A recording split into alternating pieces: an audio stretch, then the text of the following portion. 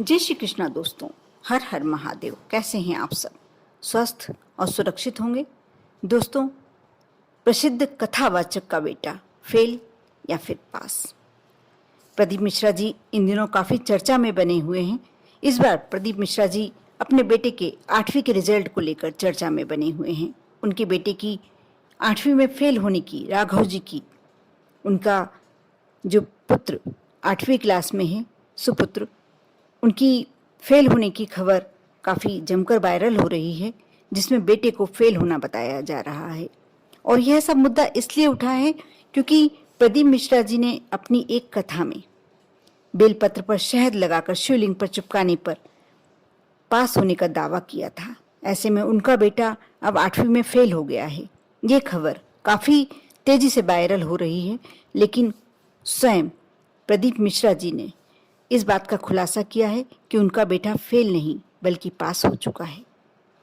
आपकी जानकारी के लिए बता दूं दर्शकों कि कुछ दिनों पहले सीहोर में हुई कथा के दौरान, और सीहोर भी अब अनजाना सा शहर नहीं रहा है, प्रदीप मिश्रा जी के कारण ही काफ़ी चर्चित और काफ़ी फेमस हो चुका है।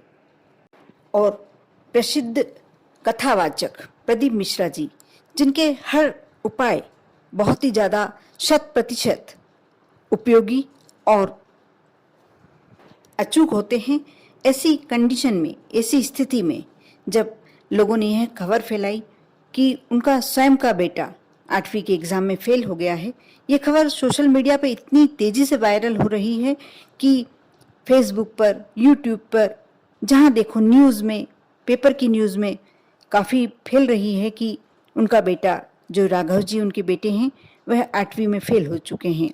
लेकिन प्रदीप मिश्रा जी ने अपने बेटे की 8वीं के रिजल्ट की कॉपी सोशल मीडिया पर सामने लाए हैं और इसमें वहाँ पास भी दिखाया जा रहा है। इसके साथ ही प्रदीप मिश्रा जी भी अपने बेटे के समर्थन में अब बयान दे रहे हैं। प्रसिद्ध कथावाचक प्रदीप मिश्रा जी का कहना है कि उनका बेटा फेल नहीं हुआ है बल्कि पास हो चुका है। उन्होंने इस वायरल खबर को साजिश बताया है। लगातार सोशल मीडिया पर प्रदीप मिश्रा जी के बेटे की फेल होने की खबर से उनका बेटा, जो राघव जी हैं, तनाव में आ गए हैं। इसके बाद स्वयं प्रदीप मिश्रा जी मीडिया के सामने आए और इस बात की सच्चाई को उजागर किया। उन्होंने झूठी अफवाह पर रोक लगा दी है। इस घटना को साजिश बताते हुए उन्होंने कहा है कि सनातन धर्म की विरोधी, जो सनातन धर्म का विरोध करते हैं, उन्हें तोड़ने की कोशिश कर रहे हैं, जब स्वयं वह उनसे टूट नहीं पाए। इसी बीच अब वह मेरे बेटे को लेकर घसीट कर आ गए हैं। आपकी जानकारी के लिए बता दें, कुछ दिनों पहले पंडित प्रदीप मिश्रा जी ने बेलपत्र की पत्ती में बीच में शहद लगाकर बच्चे के हाथ से उसे यदि शिवलिंग पर चिपकाया जाए तो बच्चे के परिणाम चमत्कारी मिलेंगे। इसका दावा स्वयं पंडित प्रदीप मिश्रा जी ने किया था। उनका वीडियो सोशल मीडिया पर काफ़ी वायरल हुआ था, जिसमें बताया गया था कि यदि बच्चे का कोई पेपर अच्छा भी नहीं गया है, थोड़ा सा बिगड़ भी गया है, और वह यदि इस तरह का फार्मूला कर लेता है तो उसे फेल नहीं होना पड़ेगा। इस तरह के दावे के बाद प्रदीप मिश्रा जी के बेटे के फेल होने की खबर सोशल मीडिया पर काफ़ी सुर्खियों में रही। लेकिन अब स्वयं पंडित प्रदीप मिश्रा जी ने इसका खुलासा किया है और विरोधियों को करारा जवाब दिया है। दोस्तों, ये कहीं से भी न्याय संगत नहीं है। किसी प्रसिद्ध कथावाचक, जिनके उपाय कर कर कई लोगों को अपनी परेशानियों से, अपनी समस्याओं से, अपनी बीमारियों से निजात मिल रही है, और वह किसी से कुछ नहीं चाहते।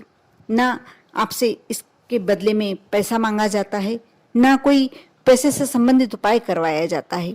सीधा सादा सिर्फ एक जल कलश का भरकर आप भोलेनाथ को समर्पित करें या बेलपत्र समर्पित करें, एक चावल का दाना समर्पित करें, थोड़ा सा लाल चंदन लगाएं।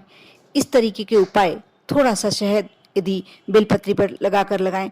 और जिसने भी किया, उनकी कथा के माध्यम से कई लोग उन्हें पत्र देते हैं, उनके व्यासपीठ पर पत्र रखा जाता है। उस व्यक्ति को ऐसा भी नहीं कह सकते कि ये सब झूठ चल रहा है। कथा पंडाल में से ही वो व्यक्ति स्वयं उठकर इस बात की साक्ष्य दर्शाता है कि उसने स्वयं यह पत्र लिखा है।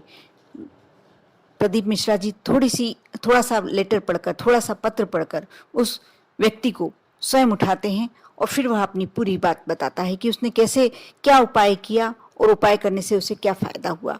किसी धार्मिक, जो सनातन धर्म को इतनी तेजी से आज जहां देखो, कुछ समय पहले देखा जाता था कि भोलेनाथ का मंदिर वीरान रखा पड़ा रहता था, कोई मंदिरों में जाता ही नहीं था। बहुत कम लोग थे जो भोलेनाथ को जल समर्पित करते थे, दूध समर्पित करते थे।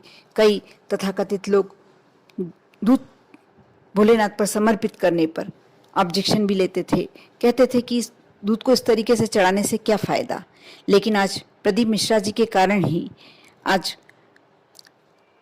99% लोग, महिलाएं देखो सुबह से, पुरुष देखें तो सुबह से, बच्चे, छोटे छोटे बच्चे जल का कलश लेकर भोलेनाथ के मंदिर में जाते दिखाई देते हैं। और उससे भी सुंदर बात, उनने अपनी कथाओं में इतना अच्छा क्षमा जमा के रखा है, इतना अच्छा माहौल बना के रखा है कि वह जो कहते हैं व्यासपीठ से उसे लोग विश्वास करते हैं, श्रद्धा रखते हैं और वह कार्य करते हैं। ऐसा उनके द्वारा सिर्फ ऐसा कहा जाना कि जो मंदिर को साफ करेगा, जो मंदिर में झाड़ू पोछा लगाएगा, क्योंकि भोलेनाथ पर, शिवलिंग पर जल समर्पित किया जाता है। जब पहले मंदिरों में जाया जाता था, आसपास पूरा जल बिखरा हुआ दिखाई देता था, लेकिन अब कुछ समय से आप देखेंगे कि लोगों में एक होड़ लगी रहती है। जो भी कलश भरकर जल समर्पित करता है और उसके बाद कुछ समय बाद जब लगता है कि वहाँ कुछ पानी फैला हुआ है, लोग झाड़ू पोछा करते दिखाई देते हैं। कोई भी मंदिर, कितना भी सुनसान जगह का मंदिर है, वह उपेक्षित नहीं है। हर मंदिरों में भीड़ लगी हुई है, हर मंदिरों में ताजे बेलपत्र चढ़ाए जा रहे हैं, पुष्प चढ़ाए जा रहे हैं, जल समर्पित किया जा रहा है। ऐसे कथावाचक जो अपने सनातन धर्म को आगे बढ़ाने में सहयोग कर रहा है, लोगों को जन आंदोलन इस तरीके से जो बिल्कुल शांतिपूर्वक लोगों को भगवान की ओर खींच रहा है, मंदिरों की ओर प्रवेश करवा रहा है, उनका इस तरीके से विरोध करना बिल्कुल भी न्याय संगत नहीं है। और खासकर उनके परिवार के मेंबरों को बीच में लेकर, उनके सदस्यों को, परिवार के सदस्यों को बीच में लेकर, उनके बच्चों को बीच में लेकर इस तरीके से उनका विरोध करना बिल्कुल भी न्याय संगत नहीं है। इस बारे में आप लोगों के क्या विचार हैं, आप कमेंट्स में अवश्य बताइए। और आप उनका जितना भी, उनके विरोधियों का जितना भी पुरजोर विरोध कर सकते हैं करिए और प्रदीप मिश्रा जी के साथ बिल्कुल खड़े होइए। ओम नमः शिवाय।